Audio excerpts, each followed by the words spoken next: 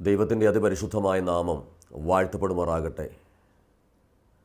ലോകമെമ്പാടും harvest T വിയിലൂടെ national prayer മിനിസ്ട്രിയുടെ ഇന്നത്തെ ഈ എപ്പിസോഡ് കണ്ടുകൊണ്ടിരിക്കുന്ന എല്ലാ മാന്യപ്രേക്ഷകർക്കും യേശുക്രിസ്തുവിൻ്റെ നാമത്തിൽ സ്നേഹവന്ദനം അറിയിക്കുന്നു. കഴിഞ്ഞ ആഴ്ചയിൽ അനേക പ്രിയപ്പെട്ടവർ വിളിച്ച് തങ്ങൾക്ക് ലഭിച്ച സൗഖ്യവും തങ്ങൾക്ക് യേശുക്രിസ്തു മുഖാന്തരമുണ്ടായ സമാധാനവും അനുഗ്രഹങ്ങളും വിളിച്ചു പറഞ്ഞവരെയൊക്കെ ഓർത്ത് കർത്താവിന് മഹത്വം കരയേറ്റുകയും പ്രത്യേകമായി നന്ദി പറയുകയും ചെയ്യുന്നു. പ്രത്യേകം അതിൽ എടുത്തു പറയേണ്ടത് കോട്ടയത്തുനിന്ന് ഒരു പ്രിയ സഹോദരി വിളിച്ച് തൻ്റെ മകന് തലവേദനയായിട്ട് വളരെ നാളുകളായിട്ട് ഭാരപ്പെട്ടു. ആ തലവേദനയാൽ തന്നെ ആ മകന് കോപ സ്വഭാവമുണ്ടായിരുന്നു, അത് നീങ്ങിപ്പോയി എന്ന് പറയുവാനിടയായി. കർത്താവ് നൽകിയ സൗഖ്യത്തിനായി കർത്താവിന് നന്ദി പറയുന്നു. പ്രത്യേകമായി അനേക രോഗികൾ സൗഖ്യം പ്രാപിച്ചു. അനേകർ ദൈവവചനത്താൽ അവരുടെ ഹൃദയങ്ങൾ സമാധാനം അനുഭവിപ്പാനിടയായിത്തീർന്നു. കർത്താവ് ചെയ്യുന്ന എല്ലാ വലിയ പ്രവൃത്തികൾക്കായി നന്ദി പറയുന്നു. ഞങ്ങൾ പ്രത്യേകമായി ബുധനാഴ്ച ഞങ്ങളുടെ ടീമായിട്ട് ഉപവസിച്ച് ഞങ്ങളെ ഈ പ്രോഗ്രാമിലേക്ക് വിളിക്കുന്ന എല്ലാവർക്കും വേണ്ടി പ്രത്യേകമായി പ്രാർത്ഥിക്കുന്നു. എല്ലാ ദിവസവും പ്രാർത്ഥിക്കുന്ന പ്രാർത്ഥനാ ഗ്രൂപ്പുണ്ട്. നിങ്ങൾ പറയുന്ന വിഷയങ്ങൾ ഞങ്ങൾ പ്രത്യേകമായി എഴുതി വെച്ച് നിങ്ങൾക്ക് വേണ്ടി പ്രാർത്ഥിക്കുന്നുണ്ട്. അതുകൊണ്ട് നിങ്ങൾക്ക് ഏത് സമയത്ത് വേണമെങ്കിലും നിങ്ങൾക്ക് ഈ പ്രോഗ്രാമിലേക്ക് വിളിക്കാവുന്നതാണ്. താഴെ കാണുന്ന നമ്പറുകൾ വിളിച്ച് നിങ്ങളുടെ പ്രാർത്ഥന ആവശ്യങ്ങൾ അറിയിച്ചാൽ നിങ്ങളുടെ വിഷയങ്ങൾ കർത്തൃസന്നിധിയിൽ ഞങ്ങൾ പ്രാർത്ഥിക്കുകയും നിങ്ങൾ ക്രിസ്തുവിനോട് കൂടുതൽ അടുത്ത് സത്യവഴിയിൽ നിങ്ങളുടെ ജീവിതം ഒരുക്കപ്പെടുന്നത് പാപം, ശാപം, ജീവിതത്തിൻ്റെ കഷ്ടത, രോഗങ്ങൾ, അനേക പ്രതികൂലങ്ങളിൽ കടന്നു പോകുന്ന ജനത്തിന് അത് അനുഗ്രഹവും ആശ്വാസമായി തീരും. ഇനി വീണ്ടും നമ്മൾ ദൈവവചന ശ്രവണത്തിന് വേണ്ടി നമ്മുടെ സമയത്ത് വേർതിരിക്കുമ്പോൾ ദൈവവചനം എന്താണ് എന്ന യഥാർത്ഥം നമ്മൾ തിരിച്ചറിഞ്ഞുകൊണ്ട് ആ വചനത്തെ ഉൾക്കൊള്ളുമ്പോഴാണ് ഓരോ വ്യക്തിയുടെയും ജീവിതത്തിൽ അത് അനുഗ്രഹമായി തീരുന്നത്. അപ്പോസ്തലനായ പൗലോസ് തിമോത്തിയോസിന് എഴുതിയ 2-ാം ലേഖനത്തിൽ 3-ന്റെ 16 ഇങ്ങനെയാണ് വായിക്കുന്നത്: എല്ലാ തിരുവെഴുത്തും ദൈവശാസ്ത്രീയമാണ്. വിശുദ്ധ ബൈബിൾ, ഞങ്ങൾ പ്രസംഗിച്ചു കൊണ്ടിരിക്കുന്ന ഈ ബൈബിൾ, ഇത് ദൈവത്തിൻ്റെ ശ്വാസമുള്ളത്, ദൈവത്തിൻ്റെ ജീവനുള്ളതാണ്. അതുകൊണ്ട് ഈ വചനം ശ്രവിക്കുന്നതിനാൽ, ഈ വചനത്തിൽ വിശ്വസിക്കുന്നതിനാൽ, ഈ വചനം എൻ്റെ ജീവിതത്തിൽ എനിക്ക് അനുഗ്രഹമായി തീരുമെന്ന് ഒരാൾ ഹൃദയത്തിൽ തിരിച്ചറിയുന്നതിനാൽ ആ വ്യക്തിയിൽ രൂപാന്തരമുണ്ടാകും. രോഗിയായിരിക്കുന്ന ഒരു വ്യക്തി ഈ വചനം ദൈവത്തിൻ്റെ വചനമാണെന്നും ഇതിൽ ദൈവത്തിൻ്റെ ശക്തിയുണ്ടെന്നും തിരിച്ചറിഞ്ഞ് വിശ്വസിക്കുമ്പോഴാണ് ആ വ്യക്തിക്ക് സൗഖ്യമുണ്ടാകും. എല്ലാ തിരുവെഴുത്തും, വിശുദ്ധ ബൈബിളിൽ കാനോനികവും അപ്പസ്തോലികമായി 66 പുസ്തകങ്ങളും ദൈവത്തിൻ്റെ ശ്വാസം, ദൈവത്തിൻ്റെ ജീവൻ അതിൻ്റെ മേലുണ്ട്. ജീവൻ്റെ ശക്തി, അതെ, മരിച്ചവർക്ക് മേൽ ജീവൻ്റെ ശക്തി കടന്നു വരുമ്പോൾ മരിച്ച വ്യക്തി ജീവിക്കുന്നു. ആത്മീകമായി മരണം സംഭവിച്ച, ശരീരം നിർജീവമായിരിക്കുന്ന വ്യക്തിയിൽ ദൈവവചനത്തിൻ്റെ ശക്തി കടന്നു ചെല്ലുമ്പോഴാണ് സൗഖ്യമുണ്ടാകുന്നത്. എല്ലാ തിരുവെഴുത്തും ദൈവശാസ്ത്രീയമാകയാൽ ദൈവത്തിൻ്റെ മനുഷ്യൻ സകല സൽപ്രവൃത്തിയിലും വക പ്രാപിച്ച് തികഞ്ഞവരായി. എന്തിനാണ് ദൈവത്തിൻ്റെ വചനം നൽകിയിരിക്കുന്നത്?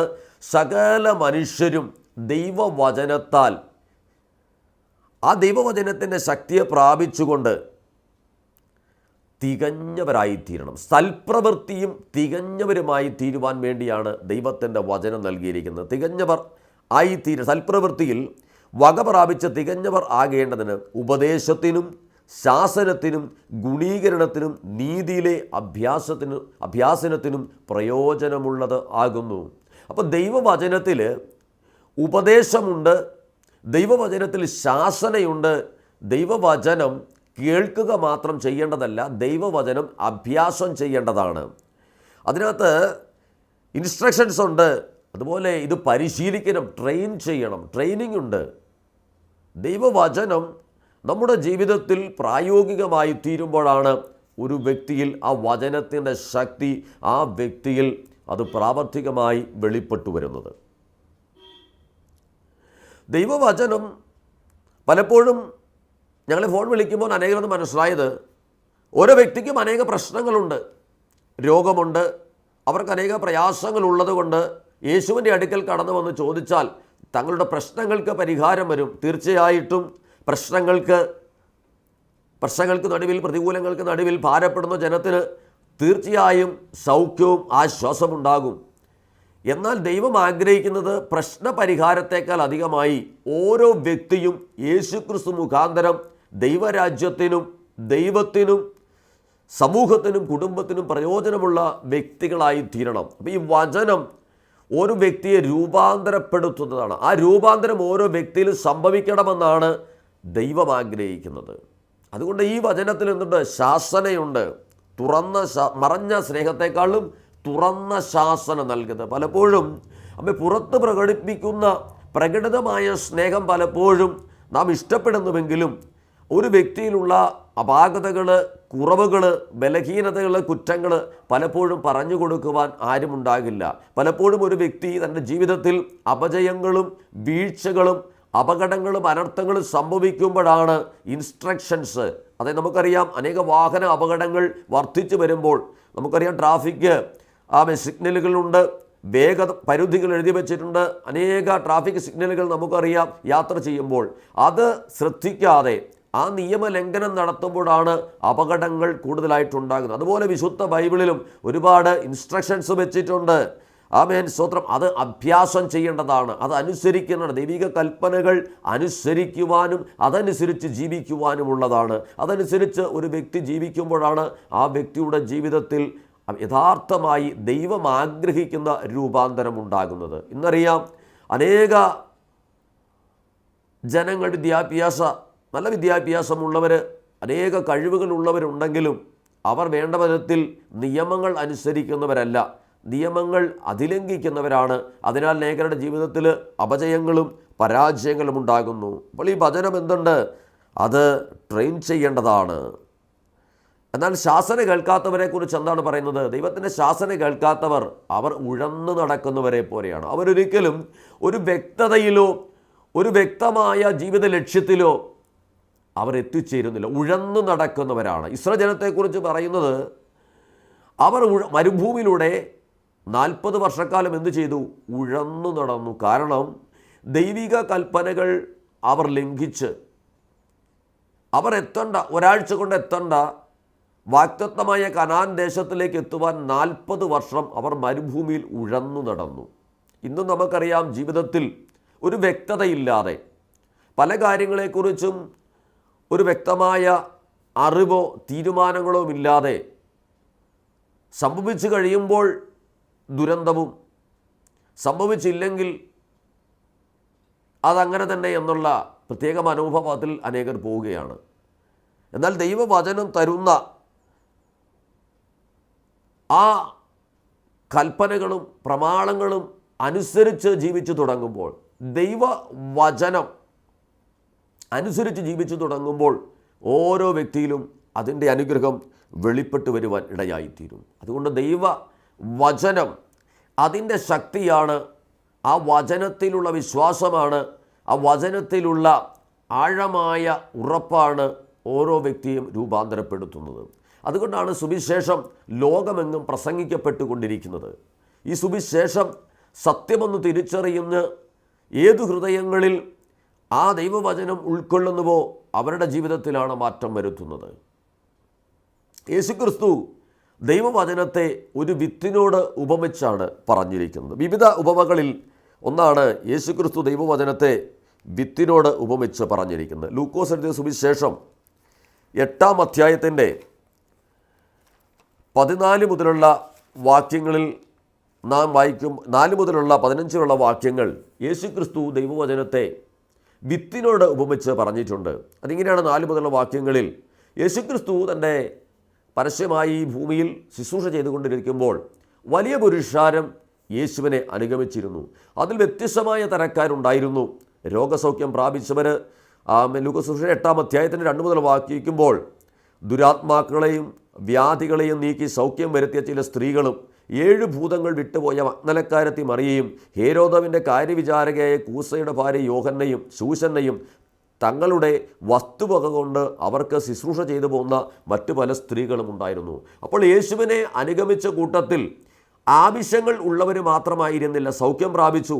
ദുരാത്മാക്കൾ ബാധിച്ചും വ്യാധികൾ ബാധിച്ചും ആർക്കും സൗഖ്യം കൊടുക്കുവാൻ കഴിയാത്ത അനേകർ സൗഖ്യം പ്രാപിച്ചപ്പോൾ യേശു തങ്ങൾക്ക് ആശ്രയമെന്ന് വ്യക്തമായി തിരിച്ചറിഞ്ഞ് ഈ ലോകത്തിൽ മറ്റാരെയും മറ്റൊന്നിനെയും ആശ്രയിക്കാൻ കഴിയുകയില്ല എന്നറിഞ്ഞ് യേശുവിനെ അവർ അനുഗമിച്ചു. അതുപോലെ അനേക ശരീരങ്ങളിൽ ദുരാത്മാക്കൾ ബാധിച്ച്, അനേക ശരീരങ്ങളിൽ ഭൂതങ്ങൾ ബാധിച്ച് അവർക്ക് സൗഖ്യമില്ലാതെ തള്ളപ്പെട്ടവരായിരുന്നവർ യേശുവിൻ്റെ അടുക്കൽ കടന്നു വന്ന് യേശുവിൽ നിന്ന് വചനം കേട്ട് അതിൽ വിശ്വസിച്ചവർക്ക് സൗഖ്യമുണ്ടായി. അവർ യേശുവിനെ അനുഗമിച്ചു. എന്നാൽ സാമ്പത്തികമായിട്ട് അനേക നന്മകൾ ഉണ്ടായിരുന്നവർ എന്തു ചെയ്തു? അവരുടെ വസ്തുവക കൊണ്ട് യേശുവിനെ ശുശ്രൂഷ ചെയ്തു പോകുന്നു. യേശുവിൽ നിന്ന് ശുശ്രൂഷ അനുഭവിക്കുക മാത്രമല്ല, യേശു ചെയ്തുകൊണ്ടിരുന്ന ശുശ്രൂഷയിൽ അവരുടെ ആവശ്യങ്ങളിൽ തങ്ങളുടെ വസ്തുവകകൾ കൊണ്ട്, തങ്ങളുടെ സാമ്പത്തികമായ നന്മകൾ കൊണ്ട് അനേകർ യേശുവിനെ ശുശ്രൂഷിച്ചു പോകുന്നു. ഇന്നും പ്രിയമുള്ളവരെ, അനേകർക്ക് തങ്ങളുടെ വസ്തുവകൾ, തങ്ങൾ സാമ്പത്തികമായ അനേക കാര്യങ്ങൾ സുവിശേഷ പ്രവർത്തനങ്ങൾക്ക് ആവശ്യമാണ്. ദരിദ്രർ, കഷ്ടങ്ങൾ അനുഭവിക്കുന്നവർ, അനേക പ്രതികൂലങ്ങളിലൂടെ കടന്നു വരുന്നവർക്ക് നിങ്ങളുടെ നന്മകൾ ആവശ്യമാണ്. യേശുവിന് ശുശ്രൂഷ ചെയ്ത പോലെ ഇന്നും നിങ്ങൾക്ക് അപ്രകാരം ശുശ്രൂഷ ചെയ്യുവാനുള്ള അവസരങ്ങളുണ്ട്. ആ അവസരങ്ങൾ നിങ്ങൾ കർത്താവിന് വേണ്ടി, ദൈവത്തിന് വേണ്ടി ചെയ്യുന്നതെന്നറിഞ്ഞ് നിങ്ങൾക്ക് ലഭിക്കുന്ന ധനവും നിങ്ങൾക്ക് ലഭിക്കുന്ന അനുഗ്രഹങ്ങളും അത് എനിക്ക് മാത്രം എന്ന് വിചാരിച്ച് നിങ്ങളതിനെ ശേഖരിച്ച് വെക്കുക മാത്രം ചെയ്യാതെ ദൈവരാജ്യത്തിന് വേണ്ടി, സുവിശേഷ പ്രവർത്തനങ്ങൾക്ക് വേണ്ടി നിങ്ങളത് വിനിയോഗിക്കുന്നുവെങ്കിൽ നിങ്ങളുടെ നന്മകൾ വർദ്ധിക്കുവാനും നിങ്ങളുടെ തലമുറകൾ അനുഗ്രഹം പ്രാപിക്കുവാനും നിങ്ങളുടെ ജീവിതത്തിൽ വലിയ സമാധാനവും അനുഗ്രഹങ്ങളും ഉയർച്ചകളും ഉണ്ടാകുവാനും ഇടയായിത്തീരും. അതുകൊണ്ട് ഇന്നും അങ്ങനെ ചെയ്യുവാനുള്ള അവസരങ്ങൾ നിങ്ങൾ വിനിയോഗിക്കണം. യേശുക്രിസ്തു അനേക ഉപമകൾ പറഞ്ഞതിൽ ദൈവവചനത്തെ ഒരു വിത്തിനോടാണ് യേശു ഉപമിച്ചത്. അത് വിതയ്ക്കുന്നവൻ വിതയ്ക്കുവാൻ പുറപ്പെട്ടു. അപ്പോൾ ആ വിത്ത് ഏതൊക്കെ സ്ഥലങ്ങളിൽ വീണു? അത് 3 സ്ഥലങ്ങളിൽ വീണതായിട്ട് കാണുന്നു. ഒന്ന്, വിത്ത് വിതയ്ക്കുവാൻ പുറപ്പെട്ടവൻ വിതയ്ക്കുമ്പോൾ ചിലത് വഴിയരികെ വീണിട്ട് ചവിട്ടി പോവുകയും ആകാശത്തിലെ പറവകൾ അതിനെ തിന്നുകളയുകയും ചെയ്തു. അതെ, വഴിയരികെ വീണ വിത്ത് നല്ല നിലത്ത് വിതയ്ക്കുവാൻ വേണ്ടിയാണ് പുറപ്പെട്ടത്. എന്നാൽ ചിലത് വഴിയരികെ വീണു. ആ വഴിയരികെ വീണത് എന്ത് ചെയ്തു? അത് നടപ്പാതെ ആയതുകൊണ്ടും നല്ല ഇളക്കമുള്ള ഒരുക്കപ്പെടാത്ത മണ്ണ് അല്ലാത്തതുകൊണ്ട് അത് നടന്ന്, മനുഷ്യനും മൃഗങ്ങളുമൊക്കെ നടന്ന് അതിനെ ചവിട്ടി അതിൽ നിന്ന് മുള പൊട്ടുവാൻ കഴിയാതെ അത് ചവിട്ടിക്കളഞ്ഞു. മറ്റു ചിലത് എന്തു ചെയ്തു? അത് വീണത് ആ ചവിട്ടിക്കളഞ്ഞു. മാത്രമല്ല, അതിനെ പറവകൾ വന്ന് ആ വിത്തായിട്ടുള്ളതിനെ ഭക്ഷണമായി തിന്നു. പലപ്പോഴും വിത്ത് വിതയ്ക്കേണ്ടത് ഭക്ഷണമായി ഉപയോഗിക്കരുത്. വിത്ത് വിതയ്ക്കേണ്ടത് വിത്തായി തന്നെ ഉപയോഗിക്കണം. ഒരിക്കൽ ഒരു രാജ്യത്ത് സംഭവിച്ച ഒരു സത്യമുണ്ട്. ഒരു രാജ്യം അതികഠിനമായ വരൾച്ചയിൽ അകപ്പെട്ടു. അങ്ങനെ വരൾച്ചയിൽ ആ രാജ്യത്തുള്ള അനേകർ മരണപ്പെട്ടു. അങ്ങനെ മരണപ്പെട്ട് അനേക വർഷങ്ങൾ കഴിഞ്ഞ് അവിടുത്തെ രാജ്യത്ത് വീണ്ടും രാജ്യത്തെ ഭരണാധികാരികൾ ആ വരൾച്ച ബാധിച്ച പ്രദേശങ്ങളിലൂടെ സഞ്ചരിച്ച് ചെന്നപ്പോൾ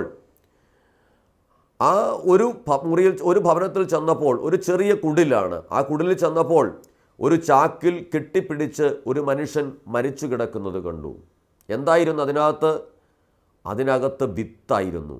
ആ മനുഷ്യന് ആഹാരത്തിന് ഇല്ലാതെ വന്നിട്ടും ആ വിത്ത് അത് തൻ്റെ ഭക്ഷണത്തിന് ഉപയോഗിക്കാതെ ആ മനുഷ്യൻ ഈ ലോകത്തിൽ നിന്ന് മാറ്റപ്പെട്ടു. പ്രിയമുള്ളവരെ, പിന്നീട് അന്ന് സൂക്ഷിച്ചു വെച്ചിരുന്ന വിത്ത്, ആ ധാന്യം വിതച്ചാണ് ആ രാജ്യ സമൃദ്ധിയിലേക്ക് വന്നത്. അപ്പോൾ സ്തോത്രം, വിതയ്ക്കുവാനുള്ള വിത്തെന്ന് പറയുന്നത് നമ്മൾ പലപ്പോഴും കാണുന്നതിനപ്പുറമാണ്. ഒരു രാജ്യം മുഴുവൻ വരൾച്ചയിൽ അകപ്പെട്ട് നാശത്തിലിരിക്കുമ്പോൾ ഒരു മനുഷ്യൻ തൻ്റെ ജീവനെ പ്രധാനമായിട്ട് എണ്ണാതെ ആ രാജ്യം വീണ്ടും ജനങ്ങൾക്ക് ഭക്ഷിപ്പാനുള്ള ആഹാരം വിതയ്ക്കുവാൻ ആ വിത്തിനെ സൂക്ഷിച്ചു വെച്ചു.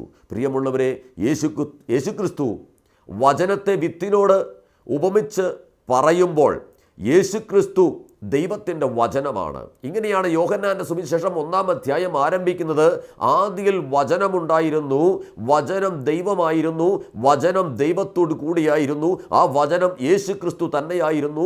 യേശുക്രിസ്തു സകല സൃഷ്ടിക്കും മുമ്പേ ദൈവത്തോട് കൂടെയുണ്ടായിരുന്നു. ഈ ഭൂമിക്ക് അടിസ്ഥാനം ഇടുന്നതിന് മുമ്പേ ജ്ഞാനമായി യേശു ദൈവത്തോട് കൂടെയുണ്ടായിരുന്നു.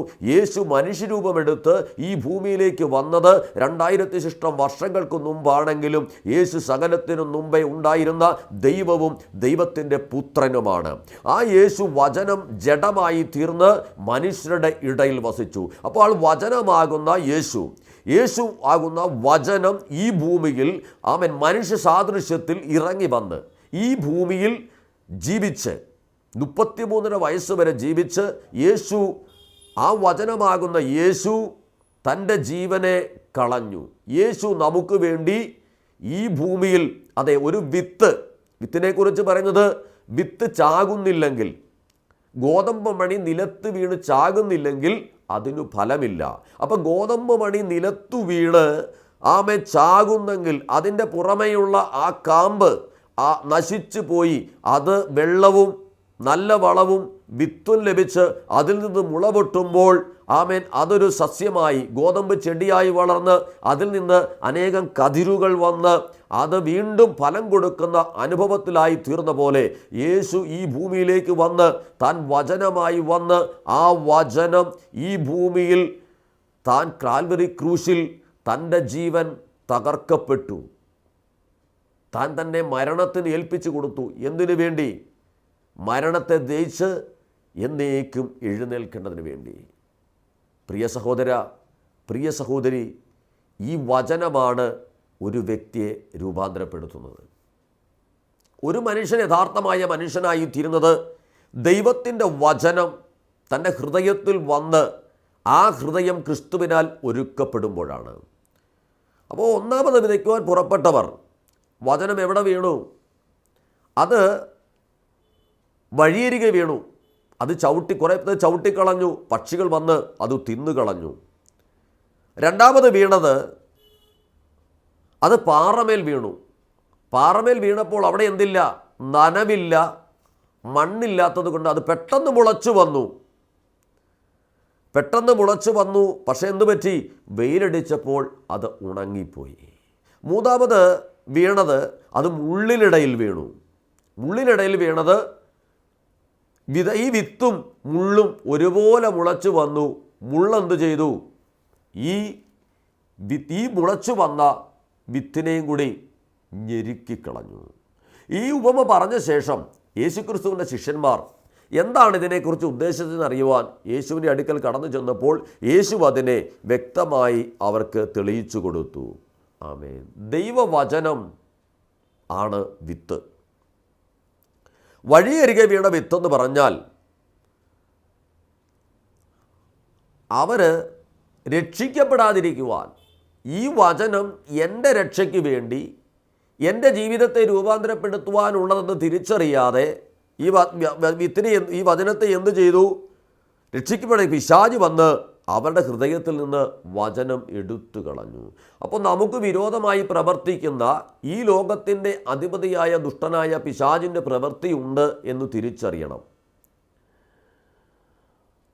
ഇങ്ങനെയാണ് കൊരിന്ത്യർ ലേഖനത്തിൽ 4-ാം അധ്യായത്തിൻ്റെ 4-ാമത്തെ വാക്യത്തിൽ ഇങ്ങനെയാണ് പറയുന്നത്: ദൈവപ്രതിമയായ ക്രിസ്തുവിൻ്റെ തേജസ്സുള്ള സുവിശേഷത്തിൻ്റെ പ്രകാശനം ശോഭിക്കാതിരിക്കുവാൻ ഈ ലോകത്തിൻ്റെ ദൈവം അവിശ്വാസിയുടെ മനുഷ്യൻ്റെ മനസ്സ് കുരുടാക്കി വെച്ചു. അപ്പോൾ ദൈവവചനത്തിൻ്റെ പ്രകാശം ഒരു മനുഷ്യൻ്റെ ഹൃദയത്തിൽ വരുമ്പോഴാണ് യഥാർത്ഥമായ ഒരു മനുഷ്യനും യഥാർത്ഥമായ ഒരു ദൈവത്തിൻ്റെ പൈതലുമായി ഒരു മനുഷ്യൻ രൂപാന്തരപ്പെടുന്നത്. എന്നാൽ ഈ ക്രിസ്തുവിൻ്റെ സുവിശേഷത്തിൻ്റെ പ്രകാശനം ആ വ്യക്തിയിൽ ശോഭിച്ചാൽ ആ വ്യക്തിക്ക് മാറ്റം സംഭവിക്കും. പാപസ്വഭാവങ്ങൾ പിന്തുടരുവാൻ, അധർമ്മങ്ങൾ ചെയ്യുവാൻ, മദ്യപിക്കുവാൻ, മറ്റുള്ളവരോട് ശണ്ടയിടുവാൻ, അങ്ങനെയുള്ള സ്വഭാവം ഒന്നും ചെയ്യുവാൻ ആ വ്യക്തിക്ക് കഴിയുകയില്ല. അതിനാൽ എന്തു ചെയ്യുന്നു? ഈ ലോകത്തിൻ്റെ പ്രഭുവാകുന്ന ദുഷ്ടനായ പിശാച് എന്ത് ചെയ്തു? വിശ്വസിക്കാത്ത വ്യക്തിയുടെ മനസ്സ് കുരുടായിരിക്കുന്ന, ഇരുളടഞ്ഞിരിക്കുന്ന അന്ധത നിറഞ്ഞ മനസ്സാണ്. അന്ധത നിറഞ്ഞ മനസ്സിൽ പ്രകാശമാകുന്ന യേശുക്രിസ്തുവിൻ്റെ വചനം കടന്നു ചെല്ലുമ്പോഴാണ് ഒരു വ്യക്തി പ്രകാശമുള്ള വ്യക്തിയായിത്തീരുന്നത്. അങ്ങനെ പാറമേൽ വീണതെങ്കിലും ഉണ്ടാകുന്നറിയോ? ഒന്നാമത്തേത് വഴിയരികെ വീണത് അവരൊരിക്കലും യേശുവിനെ രക്ഷകനായി സ്വീകരിച്ച് യേശുവിനെ പിൻപറ്റരുത്. പ്രിയമുള്ളവരെ, ഞങ്ങൾ ചില നാളുകൾക്ക് മുമ്പ് ഒരു ഭവനത്തിൽ ഒരു കുടുംബം വളരെ തകർച്ചയിലിരിക്കുമ്പോൾ, 2 ആൺമക്കളുള്ള കുടുംബമാണ്. ഒരു മകൻ മദ്യപാനിയും, വളരെ ആ കുടുംബത്തിനൊരു കയ്പായി, സമൂഹത്തിന് തന്നെ ഒരു കയ്പായ രീതിയിൽ ആ സഹോദരൻ സഞ്ചരിച്ചു കൊണ്ടിരിക്കുമ്പോൾ, അവരുടെ മാതാവ് തീരെ സുഖമില്ലാതെ രോഗക്കിടക്കയിലായിരിക്കുമ്പോൾ ഞങ്ങൾ കടന്നു ചെന്ന് പ്രാർത്ഥിച്ച് ആ മാതാവിന് സുഖമില്ലായിരുന്നു, പ്രാർത്ഥിച്ചു. ആ പിതാവിന് സുഖമില്ലായിരുന്നു, പ്രാർത്ഥിച്ചു. അവർക്ക് സൗഖ്യമുണ്ടായി. എന്നാൽ അവർ പറഞ്ഞ കാര്യം, യേശുവിനെ പിൻപറ്റുവാൻ അവർക്ക് ആഗ്രഹം ഹൃദയത്തിലുണ്ടെങ്കിലും മനുഷ്യൻ്റെ മുമ്പിൽ അവർക്ക് ലജ്ജയാണ്. അവർ പറഞ്ഞു, ഞങ്ങൾക്കിത് നാണക്കേടാണ്.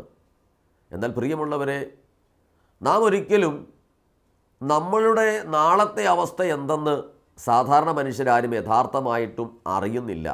ഞാൻ നാളെ മരിക്കുമെന്നും എൻ്റെ ജീവിതം എപ്പോഴാണ് അവസാനിക്കുന്നത് അറിയില്ല എന്നൊരു ചിന്ത മനുഷ്യനില്ല.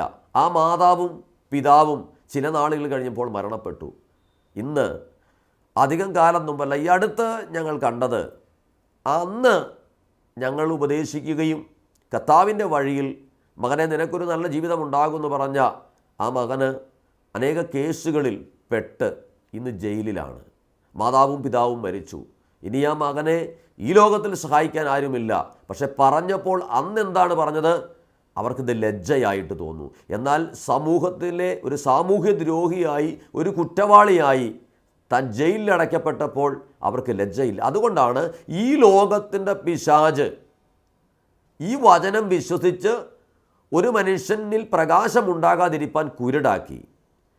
യേശുവിനെ അനുഗമിക്കുന്നത് ലജ്ജയാണ്. എന്നാൽ ഈ ലോകത്തിൽ ഒരു കുറ്റവാളിയായി ജീവിക്കുന്നതിൽ അവർക്ക് യാതൊരു കുഴപ്പവുമില്ല. പ്രിയമുള്ളവരെ, ഈ യേശുവിനെ അനുഗമിക്കുവാൻ, ഈ യേശുവിനെ യഥാർത്ഥമായി സ്വീകരിക്കുവാൻ ദൈവം നൽകിയിരിക്കുന്ന വഴിയാണ് ഈ വിശുദ്ധ ബൈബിളും സുവിശേഷവും. ഈ സുവിശേഷത്തിലും വചനത്തിലുമാണ് ഓരോ വ്യക്തിയിലും രൂപാന്തരം വരുന്നത്. ഈ ബൈബിളിൻ്റെ വചനം, ഈ സത്യവചനം ഏതൊക്കെ ഹൃദയത്തിൽ കടന്നു ചെന്ന് അവരത് വിശ്വസിച്ചിട്ടുണ്ടോ അവരുടെ ജീവിതത്തെ ദൈവം ആഴമായും രൂപാന്തരപ്പെടുത്തും, ഇന്നും രൂപാന്തരപ്പെടുത്തിക്കൊണ്ടിരിക്കുന്നു. മൂന്നാമത്തെ കാര്യം, ദൈവവചനം നല്ല നിലത്തു വീണു. നല്ല നിലമെന്ന്. രണ്ടാമത്തേത് പാറമേൽ വീണു. പാറമേൽ വീണത് എന്താണെന്നറിയാവോ? ചിലർ പെട്ടെന്ന് വിശ്വസിച്ചു. അത് നമുക്കറിയാം. പലരും തങ്ങളുടെ ജീവിതത്തിൻ്റെ കഷ്ടത വരുമ്പോൾ, പ്രതികൂലങ്ങൾ വരുമ്പോൾ പെട്ടെന്ന് യേശുവിനെ അവർക്ക് ആവശ്യമാണ്. യേശുവിനെ അവർ വിശ്വസിക്കുന്നുണ്ട്. പക്ഷേ അവരുടെ രോഗസൗഖ്യമൊക്കെ ലഭിച്ചു, അവരുടെ പ്രാർത്ഥനയ്ക്ക് മറുപടി ലഭിച്ചു കഴിയുമ്പോൾ അവർ ആ പഴയ മനുഷ്യരായിട്ട് ജീവിക്കാൻ പോകും. അതാണ്. എന്നാൽ അവരുടെ ജീവിതത്തിൽ ഒരു കഷ്ടത വന്നാൽ, ഒരു പ്രതികൂലം വന്നാൽ, അവർ ആ വചനത്തെയും അവരെ രക്ഷിച്ച, അവർക്ക് സൗഖ്യം നൽകിയ, അവരുടെ ജീവിതത്തിന് പ്രകാശം നൽകിയ ക്രിസ്തുവിനെ മറന്ന് അവർ വിശ്വാസത്തിൽ നിന്ന് അകന്നു പോകും. ഇങ്ങനെയുള്ളതാണ് മുള്ളിനിടയിൽ വിതച്ച വിത്ത്. എന്നാൽ മൂന്നാമത് പറഞ്ഞത് നല്ല നിലത്ത് വിതച്ച വിത്ത്, അത് 100 മേനി ഫലം കായ്ക്കുന്നു. ഈ ദൈവത്തിൻ്റെ വചനം ഇന്ന് നിങ്ങൾ കേൾക്കുമ്പോൾ നിങ്ങളുടെ ഹൃദയം ഒരു നല്ല നിലമാണ്, നല്ല നിലമായി ഒരുക്കപ്പെട്ട് ഈ വചനം ഇന്ന് ഞാൻ കേൾക്കുമ്പോൾ ഈ വചനം എൻ്റെ ജീവിതത്തെ രൂപാന്തരപ്പെടുത്തും, ഈ വചനം എൻ്റെ ജീവിതത്തിൽ അനുഗ്രഹമായി തീരുമെന്ന് എത്ര പേർ വിശ്വസിക്കുന്നു? അവർക്ക് വേണ്ടി കർത്താവ് ഇന്ന് പ്രവർത്തിക്കുകയാണ്. നിങ്ങൾ ഏത് പ്രതികൂലത്തിലായിക്കോട്ടെ, ഏത് കഷ്ടതയിലായിക്കോട്ടെ, യേശുക്രിസ്തു മുഖാന്തരം ഇന്ന് എൻ്റെ ജീവിതത്തിൽ ഒരു ആഴമായ മാറ്റമുണ്ടാകും. എൻ്റെ രോഗ അവസ്ഥയെ മാറ്റും. അവൻ എൻ്റെ കഷ്ടതയെ മാറ്റും, എൻ്റെ പ്രതികൂലത്തെ മാറ്റും, എൻ്റെ കുടുംബത്തിൻ്റെ അവസ്ഥയെ മാറ്റും. അന്ധകാരത്തിലിരിക്കുന്ന, അവൻ പാപത്തിലിരിക്കുന്ന, പരാജയത്തിലിരിക്കുന്ന, വേദനയിലിരിക്കുന്ന എൻ്റെ കുടുംബത്തിന് ഈ വചന കേൾവിയാൽ ഇന്നൊരു മാറ്റം വരുമെന്ന് എത്ര പേർ വിശ്വസിക്കാൻ തയ്യാറാകും? അവർക്ക് വേണ്ടി കർത്താവ് പ്രവർത്തിക്കുകയാണ്. ദൈവവചനത്തിൻ്റെ ശക്തിയെ നിങ്ങൾ തിരിച്ചറിയണം. ദൈവത്തിൻ്റെ വചനം പാറയെ തകർക്കുന്ന ചുറ്റുകയാണ്. ആമേൻ. ദൈവത്തിൻ്റെ വചനത്തിന് ബന്ധനമില്ല. പ്രിയമുള്ളവരെ, യേശുക്രിസ്തു മുഖാന്തരം ഇന്ന് പകലിൽ നിന്റെ ജീവിതത്തിൽ എത്ര വലിയ പ്രതികൂലങ്ങൾ ഉണ്ടെങ്കിലും യേശുക്രിസ്തുവാകുന്ന പാറയെ തകർക്കുന്ന ചുറ്റുകയാകുന്ന ദൈവത്തിന്റെ വചനം നീ വിശ്വസിക്കുന്നുവെങ്കിൽ നിന്റെ പ്രതികൂലങ്ങളെ മാറ്റി ചെങ്കടൽ വിഭാഗിച്ച് ഇസ്രായേലിനെ വാഗ്ദത്ത ദേശത്തെത്തിച്ച ദൈവത്തിന്റെ അത്ഭുത പ്രവൃത്തി ഇന്നും നിന്നു പോയിട്ടില്ല. നിനക്ക് വേണ്ടി കൽപ്പാവ് അത്ഭുതം ചെയ്യുവാൻ വിശ്വസ്തനാണ്. ദൈവത്തിന്റെ വചനം ഇരുവായ്ത്തലയുള്ള ഏതു വാളിനേക്കാളും മൂർച്ചയുള്ളതും സന്ധിമജ്ജകളെ വേർപിടിവിക്കുവാൻ തക്കവണ്ണം തുളച്ചു ചെയ്യുന്നതുമാണ്. അത് തുളച്ചു കയറി ചെല്ലുന്ന ഇരുവായ്ത്തലയുള്ള വാളാണ് ദൈവത്തിൻ്റെ വചനം. ശസ്ത്രക്രിയ ചെയ്യാതെ രോഗിയെ സൗഖ്യമാക്കുവാൻ വിശ്വസിക്കുന്ന ദൈവത്തിൻ്റെ വചനത്തിന് കഴിയും. ഇന്ന് രോഗികളെ സൗഖ്യമാക്കുകയാണ്. ഈ വചനം നിങ്ങൾ വിശ്വസിക്കുന്നുവോ? മാരകമായ രോഗത്തിൽ ഓപ്പറേഷൻ ചെയ്യണമെന്ന് പറഞ്ഞ ചില ശരീരത്തിന്മേൽ ദൈവത്തിൻ്റെ വചനത്തിൻ്റെ ശക്തി, ഞാൻ നിന്നെ സൗഖ്യമാക്കുന്ന യഹോവയാകുന്നു. വചനത്തിൻ്റെ ശക്തി വിശ്വസിക്കുന്നവർക്ക് മേൽ ഇപ്പോൾ വ്യാപരിച്ച് യേശുവിൻ്റെ നാമത്തിൽ സൗഖ്യം നൽകുകയാണ്. പ്രിയമുള്ളവരെ, ഈ വചനത്തിന് വേണ്ടി നിങ്ങളുടെ ഹൃദയം കൊടുക്കണം. നേർച്ച കാഴ്ചകളോ ആചാരാനുഷ്ഠാനങ്ങളോ പാരമ്പര്യങ്ങളോ ഏതെങ്കിലും ഒരു വിഭാഗത്തോട് ചേർന്ന് നിൽക്കുന്നു എന്നതോ ഒരു പൊതു സാമൂഹ്യ അവസ്ഥ മാത്രമാണ്. അത് യഥാർത്ഥ ദൈവത്തോട്, ദൈവപുത്രനായ ക്രിസ്തുവിനോടുള്ള നിങ്ങളുടെ ഐകമത്യമല്ല. യേശുക്രിസ്തുവിൽ ഓരോ വ്യക്തിയും ഏകരായിട്ടാണ് കർത്താവ് രക്ഷയ്ക്കായി വിളിക്കുന്നത്. ഓരോ വ്യക്തിയുടെ ഹൃദയത്തിൽ ഈ നല്ല വചനമാകുന്ന വിത്ത് വീഴുമ്പോൾ ആ വ്യക്തിയിൽ വരുന്ന രൂപാന്തരം, ആ വ്യക്തിയിൽ വരുന്ന വിശ്വാസമാണ് ഓരോ വ്യക്തിയെയും യേശുക്രിസ്തുവിലേക്ക് യഥാർത്ഥമായും അടുപ്പിക്കുന്നത്. ദൈവത്തോട് ചേർന്ന് നിൽക്കുന്ന, ക്രിസ്തുവിനോട് ചേർന്ന് നിൽക്കുന്ന ആ അനുഭവമാണ് ഓരോ വ്യക്തിക്കും ആവശ്യമായിരിക്കുന്നത്. ഇന്ന് വചനം കേൾക്കുമ്പോൾ നിങ്ങളുടെ ഹൃദയം ഒരു നല്ല നിലമാണോ? ഇന്ന് ഈ വചനം കേട്ടുകൊണ്ടിരിക്കുമ്പോൾ, അതെ, ഞാനിന്ന് ഒരുക്കപ്പെട്ടായിരിക്കുന്നത്, ക്രിസ്തുവിന് വേണ്ടി ഞാൻ ഒരുങ്ങി കാത്തിരിക്കുകയാണ്, ഞാൻ വിശ്വസിക്കുന്നു ഇന്ന് എനിക്കൊരു സൗഖ്യമുണ്ടാകും, ഇന്നെൻ്റെ ജീവിതത്തെ രൂപാന്തരപ്പെടുത്തുന്ന ഒരനുഭവം ഉണ്ടാകും. എൻ്റെ പരാജയം, സാമ്പത്തിക തകർച്ച, എൻ്റെ വേദനകൾ, എൻ്റെ സങ്കടങ്ങൾ യേശു ഇന്ന് മാറ്റും. ആ നല്ല നിലമാണോ നിങ്ങളുടെ ഹൃദയം? നിങ്ങളുടെ ഹൃദയത്തിൽ വിശ്വാസം എന്ന ആ വ്യവസ്ഥ, ആ വിശ്വാസമാണോ നിങ്ങളുടെ ഹൃദയത്തിൽ ഉറച്ചു നിൽക്കുന്നത്? ആ വിശ്വാസത്തിന്മേൽ ദൈവത്തിൻ്റെ കരം പ്രവർത്തിക്കും. ഇന്ന് പ്രത്യേകമായി രോഗികളായി ഭാരപ്പെടുന്നവർക്ക് വേണ്ടി പ്രത്യേകം പ്രാർത്ഥിക്കുകയാണ്. നിങ്ങൾ ഏത് രോഗത്തിൻ്റെ അവസ്ഥയിലായിരുന്നാലും ഇന്ന് കർത്താവ് നിങ്ങൾക്ക് സൗഖ്യം തരാൻ പോവുകയാണ്. നിങ്ങൾ ജീവിതത്തിൻ്റെ ഏത് പ്രതികൂലത്തിലായിരുന്നാലും കർത്താവ് നിങ്ങളെ സൗഖ്യപ്പെടുത്താൻ പോവുകയാണ്. ഒരു നിമിഷം പ്രാർത്ഥിക്കാം. പരിശുദ്ധ ദൈവമേ, സ്വർഗീയ കർത്താവേ, ലോകമെമ്പാടും ഹാർവസ്റ്റ് ടിവിയിലൂടെ ഈ വചനം കേട്ടുകൊണ്ടിരിക്കുന്ന അനേക ജീവിത പ്രയാസങ്ങളായിരിക്കുന്ന പ്രിയ സഹോദരങ്ങൾക്ക് വേണ്ടി പ്രാർത്ഥിക്കുന്നു. കർത്താവേ, ചില അസ്ഥി സംബന്ധമായ രോഗങ്ങളാൽ ഭാരപ്പെടുന്നവർക്ക് യേശുവിൻ്റെ നാമത്തിൽ സൗഖ്യമുണ്ടാകട്ടെ. ഞാൻ നിന്നെ സൗഖ്യമാക്കുന്ന യഹോവയാകുന്നു. വചനത്തിൻ്റെ ശക്തി അസ്ഥികളിൽ വ്യാപരിച്ച് സൗഖ്യമുണ്ടാകട്ടെ. ചില മാരകമായ രോഗങ്ങൾ, കിഡ്നി സംബന്ധമായ രോഗങ്ങൾ ഇപ്പോൾ യേശുവിൻ്റെ നാമത്തിൽ ഒരു ഓപ്പറേഷൻ ഇല്ലാതെ ഇരുവായ്ത്തലയുള്ള വാളാകുന്ന ദൈവത്തിൻ്റെ വചനം, സൗഖ്യമാക്കുന്ന വചനത്തിൻ്റെ ശക്തി ഇപ്പോൾ തന്നെ വ്യാപരിച്ച് യേശുവിൻ്റെ നാമത്തിൽ സൗഖ്യമുണ്ടാകട്ടെ. യേശുവിൻ്റെ നാമത്തിൽ സൗഖ്യമുണ്ടാകട്ടെ. ആമേൻ. തകർന്ന കുടുംബത്തിൻ്റെ അവസ്ഥകളെ കർത്താവ് മാറ്റുകയാണ്. ആമേൻ. നല്ല നിലത്ത് വീണ വിത്ത്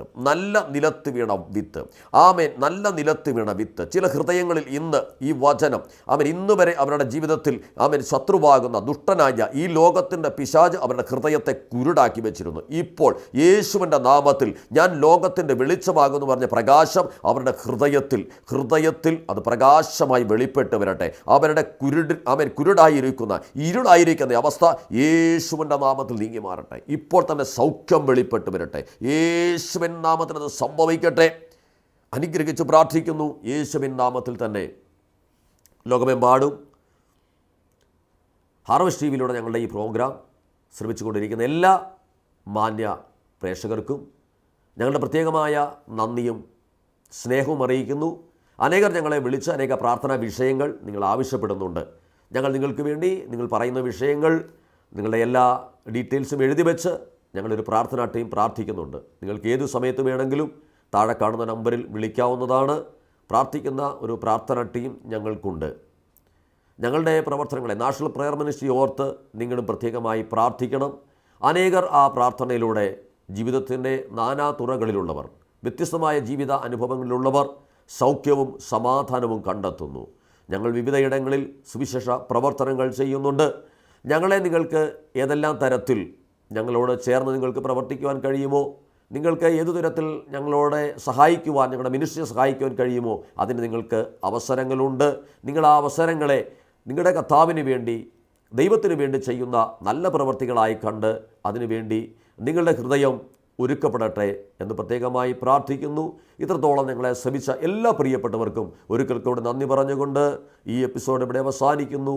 വലിയവനായ കർത്താവ് നിങ്ങളെ ധാരാളമായി അനുഗ്രഹിക്കട്ടെ. ആമേൻ.